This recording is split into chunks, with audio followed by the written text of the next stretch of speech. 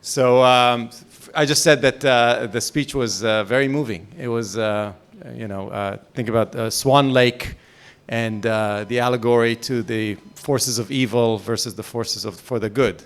And I truly believe we're the force for the good. We're small, as you can see, because it's very hard to understand truth. You can see that in many walks of life. Very few people really understand the truth. They have the depth, the intellect, and the honesty to stick with the truth and not compromise. So one of the ideas that led us to decide to dedicate ourselves to objectivist education and to launch the Ayn Rand University is to, you said, not fight with swords, but fight with ideas, is to, in a way, create the what Ayn Rand called the agents for change that are really the soldiers of ideas. So there are several ARU or Ayn Rand University students here, and I invite you all to become ARU students at one point, because I think it's the best university you can apply to. And the idea is to generate more force for the good, more force for the light, for building, creation, and human flourishing. So that's what we're all about, and thank you for recognizing that at the age of 15, which is very impressive. So congratulations. Now let's move to what we wanted to do here today. So we thought about what will be the best way to serve you, because you're at different levels of understanding and integration of objectivism. Some of you are just exposed to it. Some of you have been maybe studying it for years. And we want to really help you in any way possible. So what we thought of doing is to give you 3 flavors of how we, 3 of us, 3 very different people, are thinking about objectivism. I'll give you my short story about how I apply objectivism and how I perceive objectivism. Aaron will give you a more of an academic, I would say, or introduction to objectivism, the way he perceives it.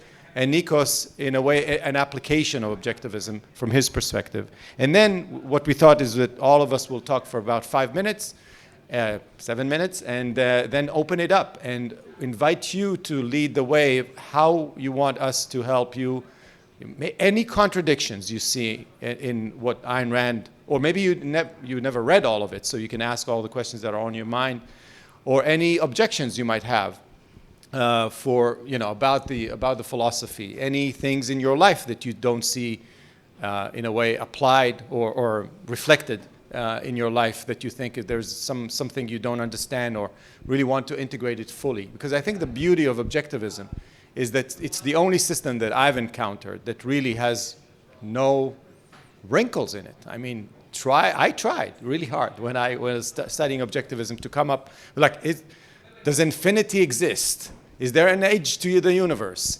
All kinds of trying to find wrinkles in all of the premises of objectivism. So I really bombarded. I remember Ankar was the subject to a lot of questions in my first OCON that I came to visit. Anyway, so let me start with my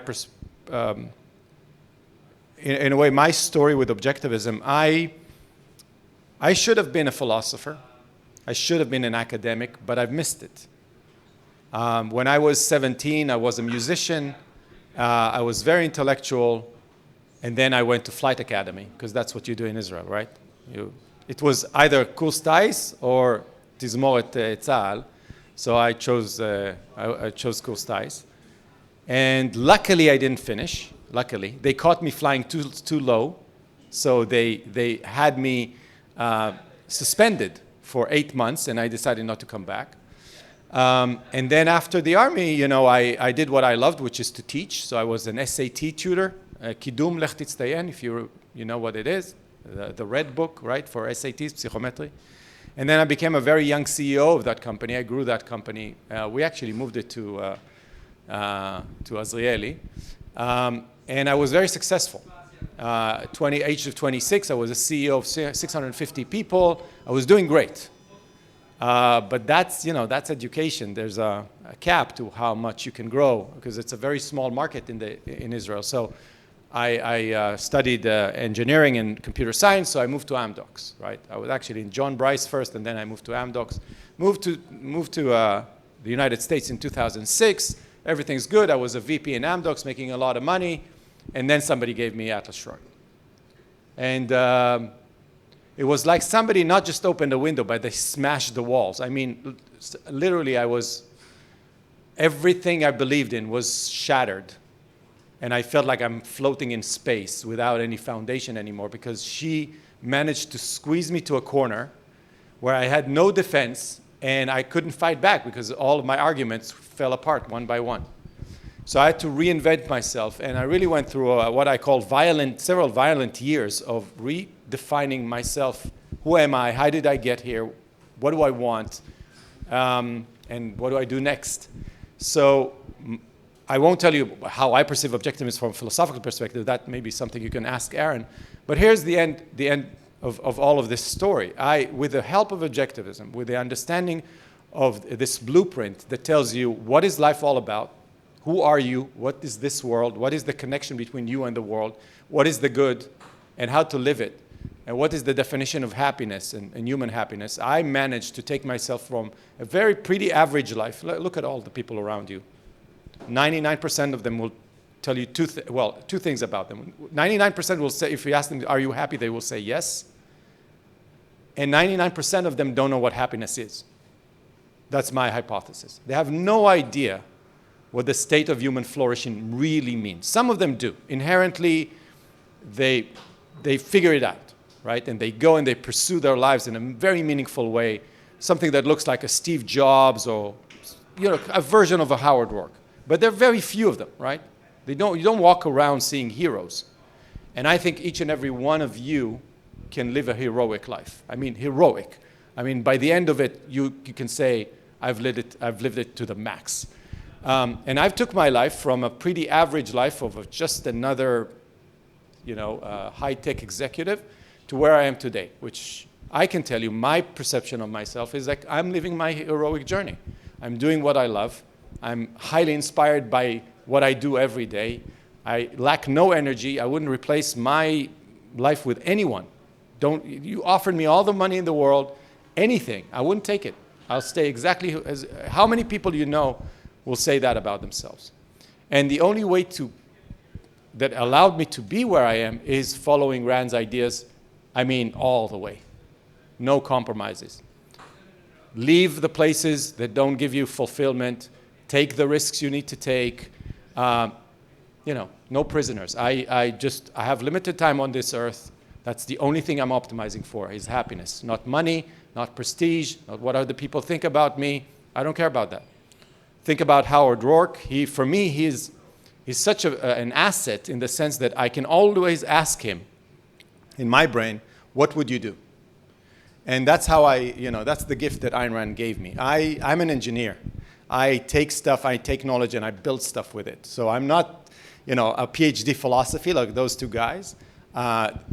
Learning deep philosophy, technical philosophy is not my cup of tea, but what I do love is to take those ideas and really understand what it means. So some of you heard about my project, which is called the Happiness Team. It's really taking Rand's ideas and applying them to the purpose of finding your own, who you are, your own happiness, your hierarchy of values, and giving you the courage to go after and pave a path, forge a path that is truly yours.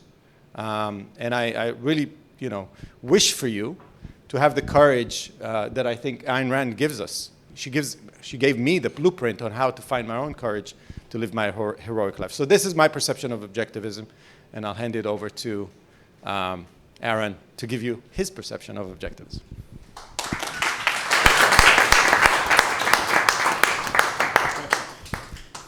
Thank you. Hello.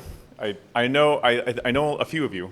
Hold it closer. Yeah, I know a few of you, but not many. So thanks for having us. So Tal gave his story. He said he should have been a philosopher. Well, I am a philosopher.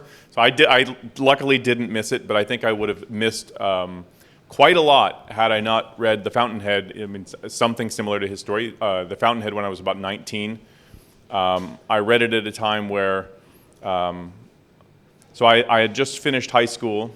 I was already very, very much an individualist. I guess I would have think myself as an individualist. I was kind of raised in a very religious family, Christians, And that was my whole sort of perspective growing up, though they didn't take it super seriously, but that was the sort of framework that I was given. And I dropped that at age 11, not because I had some deep philosophical argument, but it was just, this stuff doesn't make sense to me, I don't buy it. So I had already put myself at odds, in effect, with both my parents and the kind of the people around me. Everyone in my town, there's some little small rural town, was, I mean, everybody's a Christian, everybody believes in Jesus, you know, and it was like, it put me at odds with that, but I thought, you know, I don't agree with it, it doesn't make sense. And I think later when I was about 16, I started reconsidering the ideas of religion, because it's like, this is an important issue, and you know, you don't want to dismiss it too easily. And so I came back to thinking about that and arrived at the same conclusion. But by the time I finished high school, I think basically all I knew was, I want to be happy, I want to do something that makes me happy. I'm not going to choose a job just because it pays much, or my grandfather used to do this work and my father used to do this work, so I'm going to do it. None of that. I figured I'm going to do something that I enjoy because I enjoy it, and that was it. And that I want to be happy, and that I don't let other people dictate what I do. I choose my own path. That's all I knew. No philosophy, no framework to speak of. Some implicit ideas, I suppose, but that was basically it. I went to college, and in my second semester in college as a freshman, I read The Fountainhead on the recommendation of a friend of my brother who I couldn't stand, but he thought I would like The Fountainhead for some reason. So I read that, and I became really captured by the character Howard Rourke. And if I had to isolate what the book meant to me, it taught me to, it gave me a sense of, well, this is what it looks like to take your life seriously. I mean, the character, how many have read The Fountainhead? Atlas Shrugged. Okay. Okay, so you know about the character. So, I mean, what it meant to me is, this is what it looks like to take your life seriously. This guy knows what he wants to do. He doesn't let other people dictate the terms of his life. He has real values, deep values, and yet he completely goes his own way. And yet, the path he's carving isn't one of trampling over others to get whatever he wants. He has a creative vision about what he wants to do. And he's pursuing career, he's pursuing love, he's pursuing art, in effect. And that's what, like this, I want to live like that guy. I want to be like that guy, you know? I want to have a life like that. I want to face life like that. And then I had never heard of Ayn Rand, so I didn't know she was a woman at the start. I called her Anne for a long time because I didn't know how to pronounce her name. I didn't know of anyone who'd ever heard of her. And on the back cover, it says she read another book called Atlas Shrugged. So I picked up that and I read that. And then that was the game changer, because it was like, that gave you an entire perspective on the world, and perspective and guidance. That's in effect what philosophy gives you. So I read that, and I don't know what I'm doing with my life. So I quit college. I went back to doing a former job, teaching gymnastics, what I used to do for a long time. I went back to coaching and just spent the next 2 years of my life reading everything she wrote, and trying to think about, what do I want to make of my life? What do I want to do? Because again, that's you have to take your life seriously, and you have to really think about it. And who does that? You kind of get out of high school and certain expectations, or you kind of come in with some kind of idea about what you want to do, but you don't know a lot yet, and what he's supposed to know at that age. And she sold me on the subject of philosophy. So basically what I got out of Atlas Shrugged is that philosophic ideas, these fundamental ideas, are the ideas that move the world. They're the most important kind of ideas, you know, from a cultural perspective. And I thought, this is where I want to be. So I went back to college at that point and just went through, got my bachelor's, my master's, and my PhD, because I knew exactly what I wanted to do. I wasn't on the fence about anything. And sometime in my graduate school, when I was in graduate school in philosophy, I discovered this place called the Ayn Rand Institute. And they had a program called the Objectivist Academic Center. It was a kind of an intellectual training program in objectivism. And I started taking classes there. Became a university professor in philosophy for a while, and then ARI poached me away. And so I left academia and joined ARI. So it's kind of an interesting circle that kind of first come to Ayn Rand, sells you on philosophy, and now I'm teaching philosophy at the Institute. So I write, I teach, I give talks and things, and so I basically get to talk to people and educate people about Ayn Rand's philosophy, because it's done so much for my life, and I think it's true as a philosophy, which is a weird thing to say. I think when I went into philosophy, my first philosophy class in college, I was like, how can anyone think that this stuff is true? And it was the way it was presented. It was like, yeah, some of this stuff it makes no sense, and not the rest of it. And you kind of dip in and out of other philosophers, and some of it seems true, some of it not so much. I guess reading Ayn Rand was the first time it felt like it all clicked for me, and it all seemed to integrate. It took me a long time, and it's still taking me time to understand the philosophy, to integrate it with the rest of what I know, to dig down and figure out, is this really true? Is my understanding of this, do I have the right understanding of these issues? So philosophy is a lifelong project. So let me say just a bit about, just to give you a sketch about objectivism as a philosophy. So in effect, what philosophy gives you is perspective and guidance. It gives you a perspective on human nature, on what you are, if you want to put it that way. And it gives you a perspective on the nature of the world you have to deal with, on where you are, if you want to put it that way. So it gives you a perspective on the nature of the world you have to deal with and human nature, including your means of knowledge, like how do you reach the truth? How do you reach knowledge? How do you distinguish between what you know versus what you just believe? And how to live.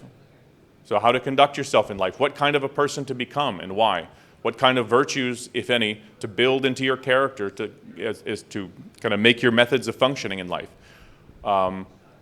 What kind of goals to pursue? I mean, this is a good question, is why do you need any guidance at all in life? Why do you need any guidance? Why should you live one way rather than any other way? And Rand's view is that your life requires it. So as a living organism, you face the alternative of life and death, joy and suffering, pleasure and pain. So you face real alternatives in life, and the idea is to try to identify the values that actually objectively sustain, enhance, enrich your life, and then to go after them and to attain them and to not give them up. And then, so if you look at the nature of the world from Rand's perspective, it's a completely naturalistic view. Naturalistic is a tricky term, don't worry about that. So all that exists is nature for Ayn Rand. There's no supernatural world, there are no gods. It's just nature and the nature of nature, if you want to put it that way. Things are what they are.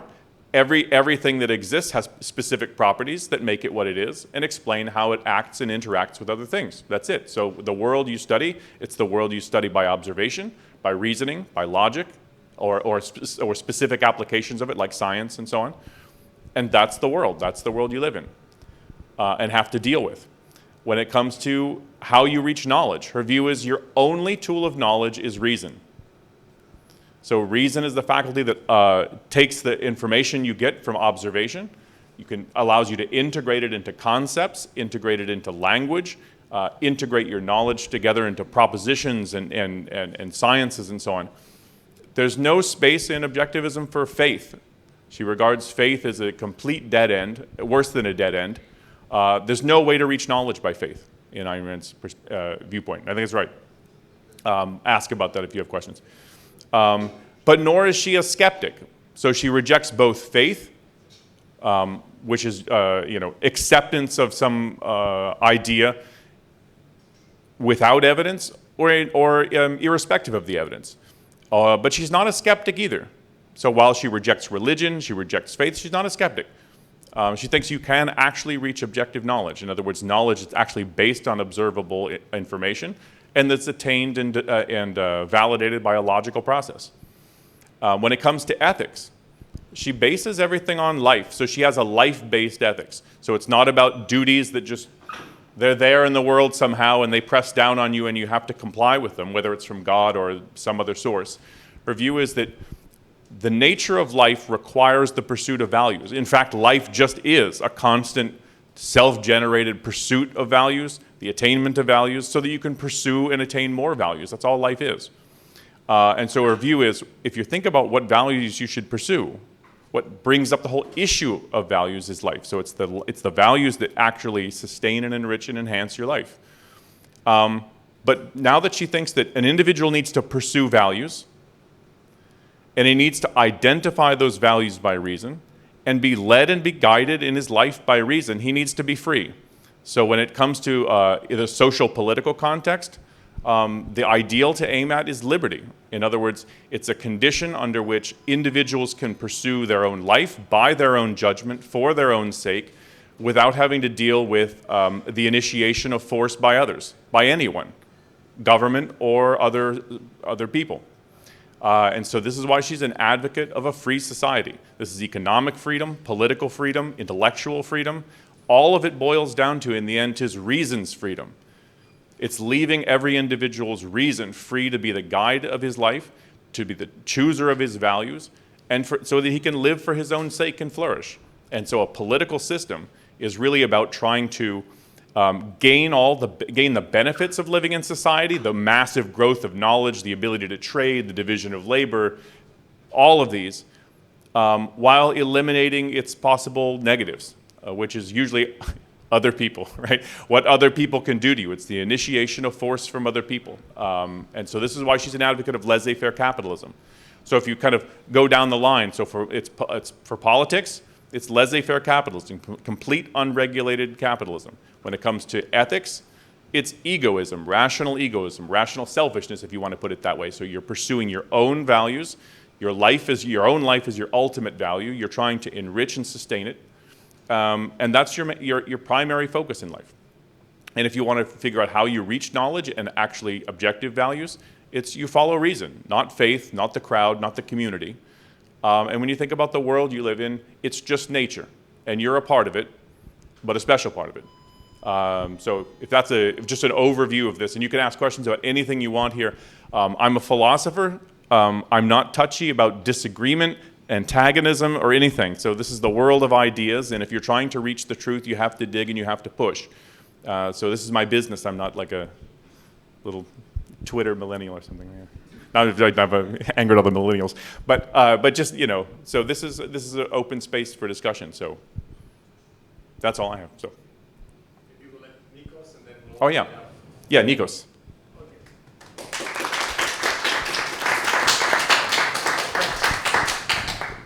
So, hi everyone, I'm Nikos. I'm from Greece, as you can tell from the accent and the surname.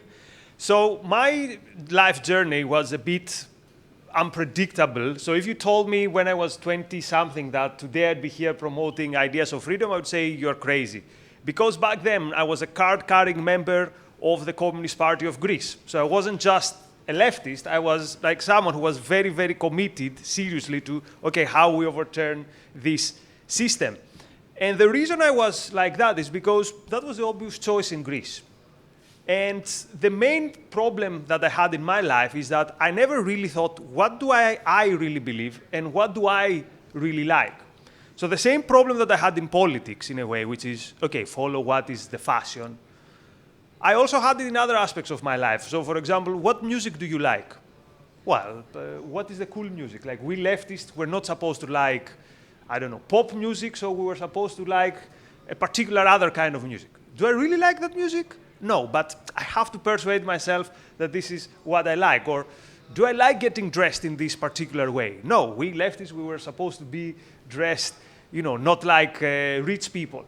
So this puts you in a way in a conflict with yourself. It's like, I like one thing, but who am I to decide that this is good? Like, I will do what my tribe is doing, what my friends are doing, what other people are doing. So, not to bore you with a long story, so the biggest revelation I had around my early 30s when I discovered Ayn Rand was, oh, you can live life like in a different mode, if it's like a video game, in a mode where you can do the things that you like. It's like, oh, who could have thought? And it took me a while to apply it in different areas. So at some point I had to apply it in my personal life, like, am I happy in this relationship? Oh no, well, I could change that. And even to my career. For example, I was working in a university. I hated the job. I was even ashamed to say, so when people say, what are you doing? I would say, oh, I'm teaching. Because I found the environment in academia in the UK so intellectually dead that I thought it's an embarrassment to say I work there. So I said, okay, at some point in my life, I'm going to change it. Maybe when I'm 40. Or maybe when I'm 50, I'm going to return to Greece because I don't like the UK so much. So then I joined Tal's happiness team. So to cut a long story short, although the again, the goal was in 2 years I have to change my life. I was like, wait a minute. Why don't you do what you really like, which is teach, but not in a university, teach things that have to do with objectivism. This is your biggest passion. And since you don't want to live in this country, why don't you just do what is good for you? Go after it. So within 2 months, I had handed in my resignation to the university, and I signed a contract with the Ayn Rand Institute, and it was, again, like, life can be completely different from what I was used to and what I was told. So when I say that philosophy matters, I see it in my life, and it can have a tremendous and huge difference. Now, when it comes to my intellectual interest and what we can discuss during the workshop, I'm mostly interested in politics and trying to understand why is it that our ideas are losing and why bad ideas are winning. And since I was a leftist for my whole life, the leftist ideas and the appeal of the left is what I find very interesting and what I try to explain. So if we see it historically, the left has, as we say in Greece, hasn't got a history, it has like a criminal record. and that's the best case, like best case scenario, it ruins economies and stuff. Worst case scenario, it becomes violent and murders and all that stuff. And yet, it keeps winning. And the question is why? Imagine you'd have like a football manager, and every team he gets, every team he manages is relegated. And yet every time he finds a new job. This is exactly what happens with the left. Every time their ideas are put into action, disaster. And then after like 5 years, oh, now we're going to try something different. And they always get this pass. They always get this, okay, well, you know, that wasn't real leftism, or that wasn't the real thing. Next time is going to be better. So I'm asking myself, why is that? How can you have such a bad track record and still have an appeal to people? Could it be, for example, that their vision is super inspiring? Does the left today promise us, I don't know, flying cars, a lot of money, new houses, skyscrapers? Is this the vision of the left?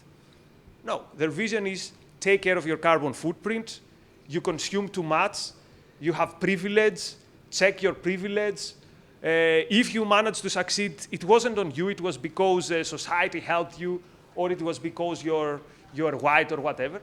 So their actual point of view, their actual ideal, is not appealing at all. It's not something which is inspiring, and yet they succeed. And the question is why? Shall we give the answer now, or shall we leave it hanging for? Leave it hanging. Let's leave it hanging. But this is going to be the focus of what I'm interested in discussing. So first, how objectivism applies in someone's personal life, and also how ideas move history and how ideas influence politics. So these are the two things that I'm mostly interested in. But again, this workshop is for you. So what I want you to think is, how can I get value from this workshop? What are the questions that can be addressed and help you understand some things better?